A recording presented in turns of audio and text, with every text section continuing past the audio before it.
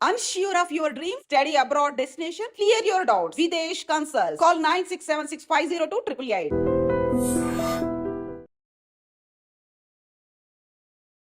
అందరికీ నమస్కారం. నేను Swarupa Potlapalli. Welcome to trending topic.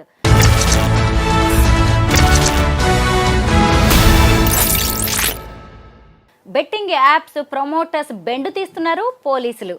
Oh common man ఇచ్చిన కంప్లైంట్తో పంజాగుట్ట పోలీసులు 11 మంది ఇన్ఫ్లుయెన్సర్స్ మీద కేసు నమోదు చేశారు. ఇప్పుడు ఆ లిస్ట్లో యాక్ట్రెస్ మంచు లక్ష్మి కూడా చేరిపోయారు. ఆమె ఒక బెట్టింగ్ యాప్ను ప్రమోట్ చేస్తున్న వీడియో నెట్టింట హల్చల్ అవుతోంది. ప్రస్తుతం నాతో పాటు సీనియర్ అడ్వకేట్ లక్ష్మీ కట్టా గారు ఉన్నారు. మరి మంచు లక్ష్మీ ప్రసన్నను కూడా పోలీసులు అరెస్ట్ చేస్తారా? ఆమె మీద కూడా కేసు నమోదు చేసే అవకాశం ఉందా? అసలు ఈ బెట్టింగ్ యాప్స్ను ప్రమోట్ చేయడం అనేది ఎక్కడి వరకు వెళ్తోంది? చట్టాలు ఏం చెబుతున్నాయి? వీటన్నిటి గురించి లక్ష్మి గారిని అడిగి తెలుసుకుందాం. నమస్తే లక్ష్మి గారు. చూశారు కదా మంచు లక్ష్మి ప్రమోట్ చేస్తున్న వీడియోని? చూశారు. అయితే ఆ వీడియోలో ఆమె చెప్తుంది మనీ ఎర్న్ చేయడానికి ఇదో మంచి ప్లాట్ఫామ్ అని. అయితే మిగతా వాళ్ళలాగే ఈమె మీద కూడా కేసు బుక్ చేసే ఛాన్స్ ఉంటుందంటారా? చట్టానికి ఎవరు అతీతులు కాదండి. తమ అనే భేదం ఉండదు. సో ఈ 11 మీద చేసినప్పుడు 12 వాళ్ళు కావచ్చు, లేకపోతే 14 కావచ్చు. అంటే ఒకే రోజు కాకపోయినా ఎవరైతే బెట్టింగ్ యాప్స్ ప్రమోట్ చేస్తున్నారో వాళ్ళు ఎంత పెద్దవాళ్ళైనా సరే పోయిన ప్రాణాన్ని తీసుకురాలేరు. ఒక తాగుబోతాడు తాగితే అతనికి ఒక్కడికే ప్రాబ్లం. మహా అయితే 1000, 1500, 2000 తాగగలుగుతాడు. సో అతను లివర్ పోయి, అతను లంగ్స్ పోయి, అతను పోతే ఏడ్చి ఊరుకుంటారు. కానీ ఈ బెట్టింగ్ యాప్స్ వల్ల ఏమవుతుందంటే ఒక ఫినాన్షియల్ క్రైసిస్ వచ్చేసేసి మొత్తం అవమానాలు తట్టుకోలేక, అంటే ఒక పర్సన్ బెట్టింగ్లో డబ్బులు పోగొట్టుకొని అన్ని చోట్ల అప్పు చేసి, ఇప్పుడు నా దగ్గర ఒక కేసు ఉన్నది. అమ్మాయి లిటరల్లీ రోడ్డు మీద ఉన్నది. సో బికాజ్ ఆఫ్ 2 పిల్లల్ని పెట్టుకుని స్పైన్ ఆపరేషన్ చేయించుకొని హస్బెండ్ అప్పులు చేసేస్తే అది చాలా పెద్ద స్టోరీ. ఇప్పుడు అది చూస్తే మనకే అంటే టైం ఉండదు, కానీ చెప్తే ఆ బెట్టింగ్ యాప్స్లో ఉండే ప్రాబ్లమ్స్ ఏంటో అనేది ఫేస్ చేసిన వాళ్ళకి, లిటరల్లీ చూసిన వాళ్ళకి తెలుస్తుంది. జనరల్ పబ్లిక్కి అంటే యాప్స్ మీద ఏదో కేసు అవుతుంది ఏంటి అని చూస్తారు, కానీ దీని మీద ప్రతి ఒక్కరు స్పందించాలి. ఎంత పెద్దవాళ్ళైనా సరే తప్పు చేస్తే వాళ్ళకి శిక్ష తప్పదు, వాళ్ళు తప్పించుకోవడానికి వీల్లేదు. మంచు లక్ష్మి గారు లాంటి వాళ్ళని చాలామంది ఫాలో అవుతూ ఉంటారు. అంటే అలాంటి వాళ్ళు కొంత సొసైటీ కన్సర్న్డ్గానే ఉంటారు. మరి ఇలాంటి బెట్టింగ్ యాప్స్ని ప్రమోట్ చేయడం అనేది తెలిసి తెలియక చేస్తున్నారా ఇన్ఫ్లుయెన్సర్స్? అంటే కొంతమంది తెలిసి తెలియక చేయొచ్చు. అంటే మంచు లక్ష్మిని సమర్థించడం అనేది కాదు. జనరల్గా ఏంటంటే ఆవిడ చాలా సోషల్గా ఉపయోగపడే సామాజిక ప్రయోజనాత్మక కార్యక్రమాలు చాలా చేసినప్పుడు మరి ఇది బై మిస్టేక్లో, అంటే దాని గురించి అంత అవగాహన లేక, ఇంత ప్రాబ్లం అవుతుందని తెలియక ఎప్పుడో ప్రమోట్ చేసి ఉండొచ్చు. కానీ ఎప్పుడు చేసినా ఒకటేంటంటే సెలబ్రిటీస్ ఒక మంచి, ఇప్పుడు మనం ఒక వీడియో చేస్తున్నాము, రేపొద్దున ఎవరో ఒకరు గుర్తుపడతారు. మనం తప్పు చేస్తే వాళ్ళు మనల్ని క్వశ్చన్ చేస్తారు. మనం అంటే నేను ఒక చిన్న అంటే సెలబ్రిటీ కాకపోయినా ఒక అడ్వకేట్ అయినా ఒక మీడియాలో వస్తున్నప్పుడు అలా ఉంటుంది. అలాంటిది అంత పెద్ద ఫేస్ వాల్యూ ఉన్నవాళ్ళు, అంత బ్యాక్గ్రౌండ్ ఉన్న వాళ్ళు చేస్తే కూడా, తెలియక చేసినా కూడా తప్పే. కాబట్టి దాని పర్యవసానం అనేది ఎవరైనా అనుభవించవలసిందే. ఇప్పుడు పోలీసులు కేసులు బుక్ చేసిన 11 మంది కూడా చూడండి వెల్ నోన్ ఫేసెస్. అసలు విష్ణుప్రియ ఏంటి, సుప్రీత, టేస్టీ తేజ, యాంకర్ శ్యామల, రీతు చౌదరి, అసలు అజయ్, భయ్యా, సన్నీ యాదవ్, ఏంటి వీళ్ళందరూ ఎంత ఇన్ఫ్లుయెన్సర్స్ అంటే వాళ్ళు ఏదన్నా చెబుతుంటే మీలాంటి వాళ్ళు, నాలాంటి వాళ్ళు అందరూ వింటారు. అలాంటిది బెట్టింగ్ యాప్స్ అనేది వీళ్ళు ప్రమోట్ చేయడం వల్ల సమాజానికి ఎంత నష్టం? యాక్చువల్లీ ఏంటంటే అండి, కొంతమంది ఉన్నారు, కొంతమంది అమ్మాయిల పేర్లు చెప్పారు మీరు, ఒకళ్ళిద్దరు పేర్లు మర్చిపోయారు. వాళ్ళని ఇన్ఫ్లుయెన్సర్స్ అంటే నేను ఒప్పుకోను. నాలాంటి వాళ్ళు ఒప్పుకోరు. మేబీ ఒక యూత్ కానీ, లేకపోతే ఒక అంటే రిలేటెడ్ ప్రొఫెషన్ వాళ్ళకి వాళ్ళు ఇన్ఫ్లుయెన్సర్స్ అవ్వచ్చు. కానీ కొన్ని చూస్తుంటే కనుక స్క్రీన్ మీద వాళ్ళు ఇన్ఫ్లుయెన్సర్ అంటే నేను ఒప్పుకోను. మేబీ వాళ్ళకి ఫేమ్ వచ్చి ఉండొచ్చు కొన్ని విషయాల్లో. దేన్ని ఇన్ఫ్లుయెన్స్ చేస్తున్నారు అనేది కూడా ఒకటి చాలా ఆలోచించాలనేది కూడా. మేబీ వాళ్ళకి టాలెంట్ ఉండొచ్చు, టాలెంట్ ఉపయోగించుకోవచ్చు. వాళ్ళు ఏదో ఇన్ఫ్లుయెన్సర్స్ అనేసి ట్యాగ్ లైన్స్ పెట్టేసుకొని చాలామంది వాళ్ళు వేసే డాన్సులు కానీ, వాళ్ళు చేసే క్లోతింగ్, వాళ్ళు ధరించే బట్టల విధానం అన్నీ చూస్తే వాళ్ళని ఇన్ఫ్లుయెన్సర్ అంటే ఎందుకు నాకు బాధపడిన మనోభావాలు దెబ్బతీస్తున్నారంటే చాలామంది వింటాం కాబట్టి, చూస్తాం కాబట్టి చెప్తాము. సో మేబీ ఇన్ఫ్లుయెన్సర్సే కావచ్చు. కానీ ఈ విధంగా ఇన్ఫ్లుయెన్స్ అయ్యి సంసారాలు రోడ్డు మీదకి వచ్చేసి ప్రాణాలు పోగొట్టుకుని ఆస్తులు పోయి కట్టుబట్టలతో ఇప్పుడు లాస్ట్ ఇయర్ మీడియాకి తెలిసింది, బయటకు వచ్చింది 1000 మంది. కానీ చెప్పుకోలేక అప్పులు పాలైపోయామంటే ఏ విధంగా అప్పులు పాలయ్యామనో తెలియక రైతులు అప్పులు పాలైపోతున్నారని చెప్పేసేసి ఒక అతను ఎవరో బిగ్ బాస్లోకి వచ్చిన అతనే ఇది చేశాడు. అంటే రైతుల కోసం పాటుపడి రైతుల యొక్క ఏంటంటే సంక్షేమం కోసము ఒక వీడియోస్ చేస్తూ వాళ్ళు ఇన్వెస్ట్మెంట్ పెట్టి వాళ్ళ అప్పులు పాలైపోతున్నారు, వాళ్ళకి నేను రోల్ మోడల్గా ఉండాలి, వాళ్ళ కోసం నేను ఫైట్ చేస్తున్నానని చెప్పి, కానీ కుటుంబాలే రోడ్డు మీదకి రావడానికి ఇన్ఫ్లుయెన్సర్గా వీళ్ళు చేసే విధానం చూస్తే అసలు ఎవరో ఇప్పటికే గవర్నమెంట్ లేట్ చేసింది. అసలు వీళ్ళందరినీ కూడా ఏంటంటే గట్టిగా పనిష్మెంట్ ఏదైనా అవసరం. ఇంకా ఎవరు కంప్లైంట్ ఇవ్వకపోయినా, ఎవరు బెట్టింగ్ యాప్స్ ప్రమోట్ చేసినా కూడా సుమోటోగా కూడా తీసుకుని కేసులు బుక్ చేయవలసిన అవసరం గవర్నమెంట్ మీద చాలా ఉంది. గేమింగ్ చట్టాలు అనేవి ఎలా పనిచేస్తాయి? వాటి కింద కేసు బుక్ అయితే నెక్స్ట్ వాళ్ళ పరిస్థితి ఏంటి? ఇప్పుడు ఎవరైనా గేమింగ్ చట్టాల కింద ఇప్పుడు ప్యాకెట్ ఆడి ప్లేయింగ్ కార్డ్స్ ఆడి వాళ్ళ 1500-1000 రూపాయలతో దొరికితేనే వాళ్ళని కేసులు బుక్ చేయడము, వాళ్ళని కొన్ని సందర్భాల్లో అరెస్ట్ చేయడము, అంటే వాళ్ళు అక్కడ వైల్డ్గా బిహేవ్ చేసినప్పుడు పారిపోవడం చేసినప్పుడు పట్టుకోవడం అని జరుగుతుంటాయి.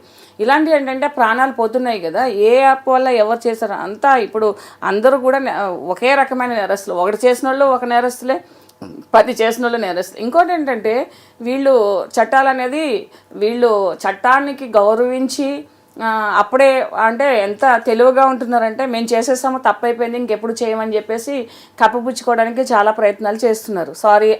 సారీ అనే ఒక మాటతో నేరాలు అనేవి కప్పపుచ్చుకోవాలంటే ప్రతి ఒక్కళ్ళు అసలు కోర్టులు ఉండొద్దు, అడ్వకేట్స్ ఉండొద్దు, పోలీస్ డిపార్ట్మెంట్ కూడా ఉండకూడదు. ఏదైనా తప్పు చేస్తే సారీ అని చెప్పేస్తే కూడా మీ స్వలాభం కోసము, మీ వ్యక్తిగత ప్రయోజనాల కోసము, మీ లావిష్నెస్ కోసము మీరు కష్టపడి వర్క్ చేసుకుని దానికి రెమ్యునేషన్ ఉంటే పర్వాలేదు. ఎవరో మిమ్మల్ని ఈజీగా మీరు డబ్బులు సంపాదించుకుంటూ వేరొకరికి ఈజీగా సంపాదించమని రాంగ్ గైడెన్స్ ఇస్తూ, రాంగ్గా ఇన్ఫ్లుయెన్స్ చేస్తూ వాళ్ళని ఇచ్చేస్తున్నారు. డెఫినెట్గా ఏంటంటే చట్టం తలుచుకుంటే ఏదైనా చేసుకోవచ్చు. గేమింగ్ యాక్ట్ ప్రకారం ఏంటంటే వీళ్ళకి సివియర్ పనిష్మెంట్ ఉంటుంది. ఒక పోలీస్ డిపార్ట్మెంట్ తలుచుకుంటే వీళ్ళని అరెస్ట్ కూడా చేయొచ్చు. లక్ష్మి గారు, ఒక్క సామాన్యుడు, ఒక కామన్ మ్యాన్ ఇచ్చిన ఫిర్యాదుతో ఒకే పోలీస్ స్టేషన్లో 11 కేసులు బుక్ అయ్యాయంటే అసలు మన దేశవ్యాప్తంగా ఉన్న సామాన్య జనం రెస్పాండ్ అయితే ఇంకెంతమంది మీద కేసులు బుక్ అయ్యే ఛాన్స్ ఉంటుందో చూడండి. ఎప్పుడు మనం చెప్తూ ఉంటామండి మన వీడియోస్ ద్వారా, అంటే లిటరసీ అనేది డెవలప్ చేయాలనేది మనం వీడియోస్ చేస్తాం. అంటే ఒక సబ్జెక్టు గురించి కానీ, ఒక ప్రాబ్లం గురించి కానీ ఎడ్యుకేషన్ ఉండాలి. Education in the sense not only book is knowledge. Education means ఏదైనా ఒక దాని మీద రెస్పాండ్ అవ్వటం అనేది. ఎప్పుడు కామన్ మ్యాన్సే ఒక రిజల్యూషన్స్ తీసుకొస్తారు, రెవల్యూషన్ తీసుకొస్తారు, ఒక సివిలైజేషన్ డెవలప్మెంట్కి కూడా వీళ్ళే కారణం అవుతారు, కామన్ మ్యాన్. ఎందుకంటే గొప్ప వాళ్ళకి ఇలాంటి విషయాల మీద ఎవరో చచ్చిపోయారు, ఎవరో రోడ్డు మీదకి వచ్చేసారు, ఎవరో నాశనం అయిపోతున్నారు సమాజం అనే దాని మీద వాళ్ళకి దృష్టి పెట్టడానికి అంత టైం ఉండదు. ఎందుకంటే వాళ్ళ కెరియర్, వాళ్ళ బిజినెస్లు, వాళ్ళు ఫైనాన్షియల్ ఇది వాళ్ళు చూసుకోవడం ఉంటుంది. కానీ కామన్ మ్యాన్ గురించి పట్టించుకుని సొసైటీలో ఏం జరుగుతుందనే తీరిక వాళ్ళకి ఎక్కడ ఉంటుందండి. మీరు ఏ చరిత్రలో ఏ ఇష్యూ చూడండి కామన్ మ్యాన్ వల్ల వస్తుంది. So hats up to them. ఎందుకంటే అందరూ రెస్పాండ్ అవ్వాలి, ఒక సోషల్ రెస్పాన్సిబిలిటీ తీసుకుని ఇలాంటి ఇష్యూస్ మీద. అంటే నేను చెప్తా, కొంతమంది రీల్స్ మీద కూడా, కొంతమంది చేసే వీడియోస్ మీద కూడా, యూట్యూబ్లో కూడా ఇలాంటి ఫర్దర్గా రిస్ట్రిక్షన్స్ వస్తే సమాజం కొంత బాగుపడుతుంది.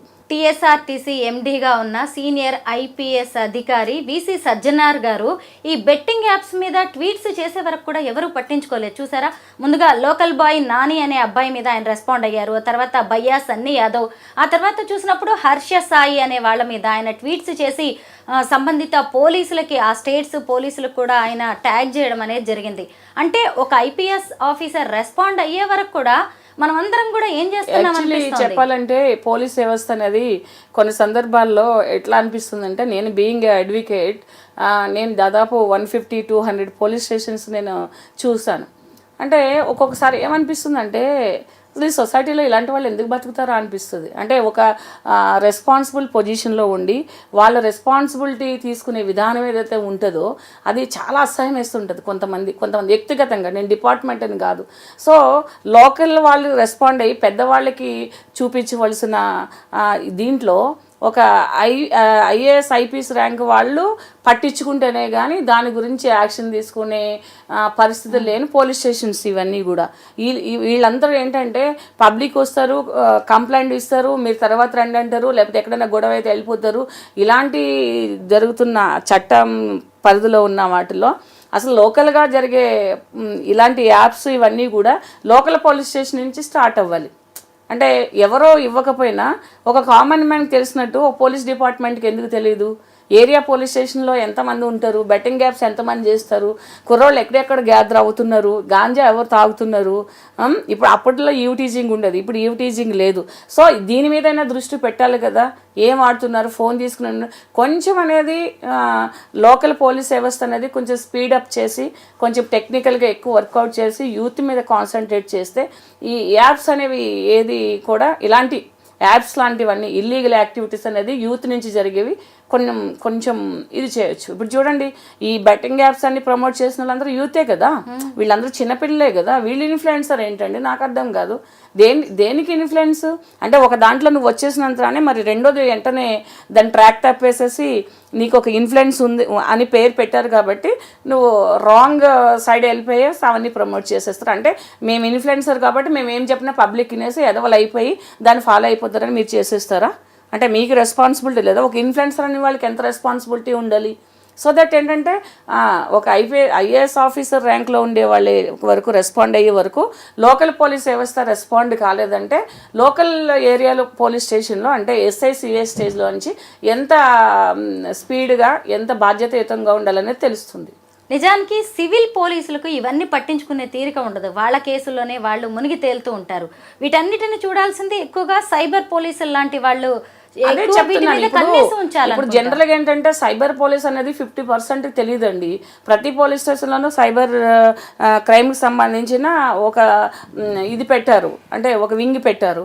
ఆ వింగ్ జనరల్గా ఏంటంటే కొంచెం నాలెడ్జ్ ఉన్న వాళ్ళకి చదివిన వాళ్ళకి సైబర్ పోలీస్ అంటారు. కానీ ఏదైనా ఈ సైబర్ పోలీస్ ఇష్యూ జరిగినప్పుడు లోకల్ పోలీస్ స్టేషన్కి వెళ్తారు. లోకల్ పోలీస్ స్టేషన్ వెళ్ళినప్పుడు ఇది మా పరిధిలోకి రాదు, సైబర్ పోలీస్ స్టేషన్కి వెళ్ళాలని వాళ్ళు గైడ్ చేస్తారు. ఇంకేంటంటే మీరు గవర్నమెంట్ మీద కూడా ఏంటంటే ఇప్పుడు మండల ఆఫీస్ దగ్గర గవర్నమెంట్ హాస్పిటల్ దగ్గర ఎలా అయితే హెల్త్ ఇష్యూస్ సంబంధించిన బోర్డ్స్ ఉంటాయో అలాంటి ఫ్లెక్సీలు ఎక్కువ ఏర్పాటు చేయవలసిన అవసరం కూడా ఉంది. సైబర్ క్రైమ్ దేని కింద వస్తుంది, ఇప్పుడు క్షయవాది ఇలా వస్తుంది, హెచ్ఐవి ఇలా వస్తుంది, లేకపోతే ఎడ్యుకేషన్ అనేది పిల్లలకి ఇలా చేయాలి, ఈ శిశు మరణాలను తగ్గించాలి, ఈ స్కానింగ్లు తీయకూడదు. అలాంటి దాంట్లో ఈ బెట్టింగ్కి సంబంధించిన ఇల్లీగల్ యాక్టివిటీస్ ఏదైతే ఉన్నాయో వాటికి కూడా కొంచెం ఫ్లెక్సీలు అవి పెట్టి హోర్డింగ్స్ పెట్టి దాన్ని ప్రమోట్ చేయవలసిన ప్రజల్లోకి వెళ్ళవలసిన అవసరాలు ఉన్నాయి. చాలామంది తెలియక కూడా కొంతమంది ఎంత నిర్లక్ష్యంగా చెప్తారు కాబట్టి ఇది మాది కాదు సైబర్ పోలీస్ స్టేషన్ అంటే ఎక్కడుందంటే అక్కడ ఉంది, ఇక్కడ ఉంది, కరెక్ట్ పక్కనున్నా కూడా చెప్పనంత పరిస్థితులు ఉన్నాయి పోలీస్ స్టేషన్లో కూడా. అలాంటి దాంట్లో మరి న్యాయం ఎలా జరుగుతుంది? ఎందుకంటే సివిల్ పోలీసులు వాళ్ళకి చాలా ములుగు తేలుతారంటే ఇది part and parcel of the క్రైమే కదండి. ఆ క్రైమ్ కన్సర్న్ పోలీస్ స్టేషన్కి కన్సర్న్ పర్సన్కి ఎంటెస్ట్ చేయవలసిన రెస్పాన్సిబిలిటీ కూడా లోకల్ పోలీస్ స్టేషన్లో ఉంటుంది. లక్ష్మి గారు, ఈ టేస్టీ తేజ, విష్ణుప్రియ వీళ్ళందరూ కూడా బిగ్ బాస్ ఫేమ్ నిన్న మొన్నటి వరకు ప్రజల నోళ్లలో నానిన పేర్లు ఇవి. వాళ్ళు ఏం చెప్తే అది జనం వినేలా ఉంది. వాళ్ళు ఏ వీడియోస్ పెట్టినా కానీ మిలియన్స్లో వ్యూస్ ఉంటాయి, ఫాలోవర్స్ ఉంటాయి. ఇక సుప్రీత సంగతి అయితే తెలిసిందే. సురేఖవాణి గారి కూతురు, తల్లి కూతుళ్ళు కలిసి ఏ రేంజ్లో వీడియోస్ చేస్తూ ఉంటారో, వాళ్ళ డ్రెస్సింగ్ ఎలా ఉంటుందో మనందరికీ తెలిసిందే. సరే, అది వాళ్ళ వ్యక్తిగతం అనుకున్నాం. వాళ్ళ వ్యక్తిగత విషయాలు పెట్టినప్పుడు జనం అంతా ఫాలో అవుతున్నప్పుడు అందులోనే సందట్లో సడేమియా అన్నట్టుగా ఇలాంటి బెట్టింగ్ యాప్స్ను సుప్రీత ప్రమోట్ చేస్తున్నారు. ఎప్పుడైతే సజ్జనార్ గారు సీన్లోకి వచ్చారో అప్పుడు వెంటనే హోలీ రోజు సారీ క్షమించండి, తెలియక నేను బెట్టింగ్ యాప్స్ని ప్రమోట్ చేశాను అంది. సారీ చెప్పినా కానీ వదిలిపెట్టట్లేదు. రోడ్డు మీద వెళ్తుంటే ఎవరైనా బట్టలు చింపేసి లేకపోతే జుట్టు పట్టుకు లాగేసి లేకపోతే కార్లోంచి బయటకు లాగేసి చేసి సారీ తప్పు అయిపోయిందంటే ఊరుకుంటామా ఎవరమైనా? ఇప్పుడు ఏంటంటే బిగ్ బాస్ ఫేమ్లో అని మీరు అంటున్నారు. అదే మీరు రీసెంట్గా ఒక న్యూస్ చూసారో లేదో, అది ఎంతవరకు నిజమో తెలియదు. నాగార్జున గారు నేను ఇంకా ఇది రాను, వేరొకళ్ళు ఎవరో విజయ్ దేవరకొండ ఎవరో వస్తారని అనే ఒక న్యూస్ చూసాను నేను. ఈ బిగ్ బాస్ మీద చాలామందికి వ్యతిరేకత ఉంది. ఎంతమంది అయితే బిగ్ బాస్ని ఫాలో అవుతారో అంతకు రెట్టింపు బిగ్ బాస్ మీద నెగిటివ్ ఇంప్రెషన్. షో మీద కాదు, ఆ షోలోకి వెళ్ళే మనుషుల మీద, వాళ్ళు చేసే పనుల మీద, వాళ్ళ డ్రెస్సింగ్స్ మీద, అందులో అంటే నేను ఒక 2-3-4 వరకు కొంచెం ఫాలో చేశా. తర్వాత నుంచి ఏంటంటే దాని మీద వాళ్ళు వేసే డ్రెస్ సెన్స్ కానీ వాళ్ళ యొక్క బిహేవియర్ కానీ వాళ్ళు యూజ్ చేసే లాంగ్వేజ్ అంటే వే ఆఫ్ ప్రజెంటేషన్ కానీ నచ్చక ఇది చేశారు వాళ్ళు. ఇప్పుడు మీరు అన్నారు వాళ్ళ డ్రెస్ సెన్స్ వాళ్ళు ఇది అంటే ఒక ఇన్ఫ్లుయెన్సర్గా ఉన్నప్పుడు కొన్ని రెస్పాన్సిబిలిటీస్ ఉంటాయండి. అంటే సెలబ్రిటీస్ అని ఎవరి కాళ్ళు చెప్పుకుంటారు మేము సెలబ్రిటీస్ అని చెప్పేసేసి, ఆ సెలబ్రిటీకి కూడా కొన్ని రెస్పాన్సిబిలిటీస్ ఉన్నాయి. ఎందుకంటే మిమ్మల్ని అందరూ ఫాలో అవుతారు కాబట్టి మీ డ్రెస్ నుంచి మీ మీ మాట నుంచి మీ బాడీ లాంగ్వేజ్ నుంచి చాలామంది నేర్చుకుంటారు. ఇప్పుడు యాప్స్ అదే కదా. సో దట్ ఏంటంటే అది మర్చిపోయి కొంతమంది బిహేవ్ చేస్తున్నారు. వ్యక్తిగతంగా కూడా ఇన్ఫ్లుయెన్స్ ఉంటుంది. ఇప్పుడు అమ్మాయిలు కూడా అలాంటి డ్రెస్సులు వేసుకోవాలనుకుంటారు, లేకపోతే అమ్మలు కూడా అలాంటి డ్రెస్సులు వేసుకోవాలనుకుంటారు. ఎందుకు ఉండదు? మా జీవితం మాకు ఇష్టము, మా జీవితం మేము అనుభవిస్తాము, మా ఇష్టం వచ్చినట్టు మేము బ్రతుకుతాము, మేము షోలు చేస్తే మీరు చూడకండి, మేము రీల్స్ చేస్తే మీరు చూడకండి అంటే కాదు. సొసైటీలో ఉన్నప్పుడు you have follow the sum ethics and rules. కాబట్టి అది వ్యక్తిగతమే కావచ్చు, మన వ్యక్తిగతంగా ఎవరిని చేయట్లేదు పేరు పెట్టి. సో ఇన్ఫ్లుయెన్సర్గా లేకపోతే సెలబ్రిటీగా ఉన్నప్పుడు అవన్నీ పాటించవలసిన అవసరం ఉంటుంది. ఇంకోటి ఏంటంటే ఇవాళ రేపు జనరేషన్ అంతా కూడా చాలా స్మార్ట్ ఉన్నారు స్వరూప్ గారు. అంటే వాళ్ళ యాక్టింగ్ అనేది స్క్రీన్ మీదో లేకపోతే మనుషుల మధ్య కాదు, నిజ జీవితంలో కూడా. అంటే ఒక పక్క మనిషితోటి ఇది చేయడం కాదు, నలుగురు చూస్తున్నప్పుడు కూడా లైఫ్లో యాక్టింగ్స్ అనేవి కామన్ అయిపోయి రియాలిటీ అనేది ఎక్కడ లేదు. అంటే ఈ కేసులు బుక్ అవుతాయి, ఈ కేసులు ఇలా మన మీదకి వస్తుంది, జనాలు మనల్ని చీ కొడతారు ఇలా చేయడం వల్ల అని చెప్పేసి ప్రివెంటివ్గా వచ్చేసేసి సారీలు చెప్పేస్తున్నారు. ఇప్పుడు నేను ఇందాక చెప్పింది అదే. ఎవరైనా ఒక కామన్ మ్యాన్ వెళ్ళి మనల్ని ఏదైనా ఫిజికల్గా ఇంజురీ చేసో లేకపోతే ఓరల్గా వెర్బల్గా హర్ట్ చేసో లేకపోతే అలాంటి ఇష్యూస్ అయితే అప్పుడు సారీ చెప్పేస్తే ఊరుకుంటారా? ఊరుకోరు ఎవరు కూడా. అది మొలెస్టింగ్ డామేజ్ చేస్తారని పెద్ద ఇష్యూ అవుతుంది. మరి ఇప్పుడు మీరు యాప్స్ చేసి ఇవి ప్రమోట్ చేసి జీవితాలే నాశనం అయిపోయారు, మనుషులే చచ్చిపోయారు. ఎంతమంది మనుషులు చనిపోయారు అనేది మీరు ఏమైనా ఆన్సరబుల్ వాళ్ళకి? మీరు ఇంతమంది ఇప్పుడు సపోజ్ ఒక 50 మంది బెట్టింగ్ యాప్స్ చేశారండి, ఆ యాప్స్ వల్ల 1000 మంది చనిపోయారు. 1000 మంది రెస్పాన్సిబిలిటీ మీరు తీసుకుంటారా?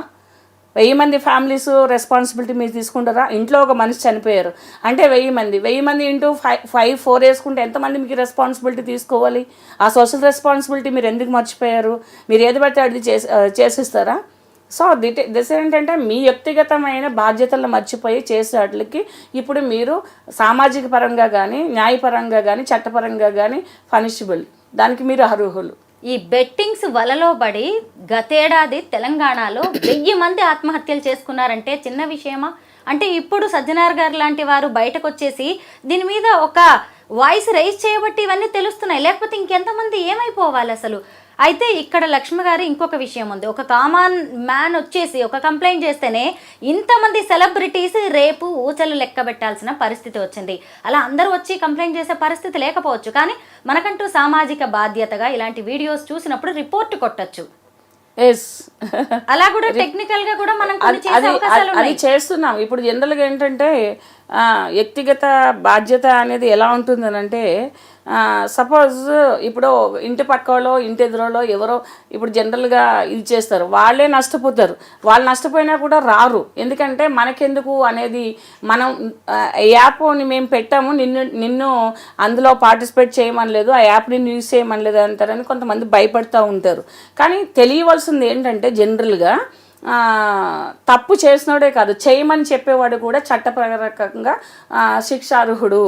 అంటే యాప్ని ఇది చేసి వాళ్ళు నష్టపోయిన విక్టిమ్గా వస్తారు. యాప్ని ఫాలో చేసుకుని మీరు 10 రూపాయలు పెట్టి 100 రూపాయలు సంపాదించండి, 100 రూపాయలు పెట్టి 1000 రూపాయలు సంపాదించండి, ఈజీ ఎర్నింగ్ అని అంటే మనుషులను సోమారిపోతులు చేయడము, లేదా దొంగతనం చేయమంటాము, దొంగ డబ్బులు తీసుకోమంటాము. అది ఎంత నేరం? అది ఎందుకు ఇచ్చేస్తారండి? ఒక నెలంతా పనిచేస్తే సర్వెంట్కి మనం 2000 ఇవ్వడానికి మనం ఆలోచిస్తాము. నువ్వు 10 రూపాయలు పెట్టేస్తే 100 రూపాయలు ఎందుకు ఎవడ ఇచ్చేస్తాడు నీకు? అది కూడా ఎక్కడో హవాలా డబ్బులు లాంటివి అంత బిజినెస్ కదా. ఆ అవేర్నెస్ అనేది పబ్లిక్లో లేదు కాబట్టి ఫస్ట్ అది తప్పు అనేసి చాలామందికి కూడా తెలీదు. ఈ యాప్స్ ఉంటాయనేసి కూడా ఏంటంటే ఇలాంటి ఈజీ ఎర్నింగ్స్ వాళ్ళే దాన్ని సెర్చ్ చేస్తారు. ఇప్పుడు మర్డర్ చేసేవాడు మర్డర్ కోసం సెర్చ్ చేస్తాడు, ఎలా చేయాలి, ఎలా పట్టుకోవాలి అని చెప్పేసేసి. అలాగే ఏంటంటే ఈ యాప్స్ అనేది ఎలా ఉంటుందంటే యూత్ మీద చాలా ప్రభావం ఉంటుంది. దాదాపు దీన్ని ఏంటంటే ఒక 20 years 16-17 years పిల్లలు కూడా ఈ యాప్స్ మీద పడుతున్నారు, రకరకాల యాప్స్ మీద పడుతున్నారు.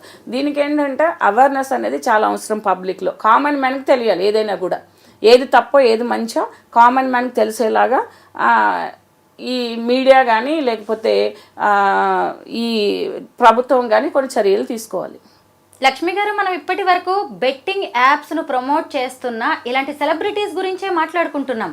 కానీ ఈ బెట్టింగ్స్ వలలో పడకుండా మనకి మనం స్వీయ నియంత్రణ ఎలా పాటించాలి, మన పిల్లలు ఆ ట్రాప్లోకి వెళ్లకుండా తల్లిదండ్రులు ఎలాంటి జాగ్రత్తలు తీసుకోవాలి? ఇంకోటి చెప్పనండి, తల్లిదండ్రులకి మనలాంటి వాళ్ళు వీడియో చేస్తే చూసే తీరిక లేదు.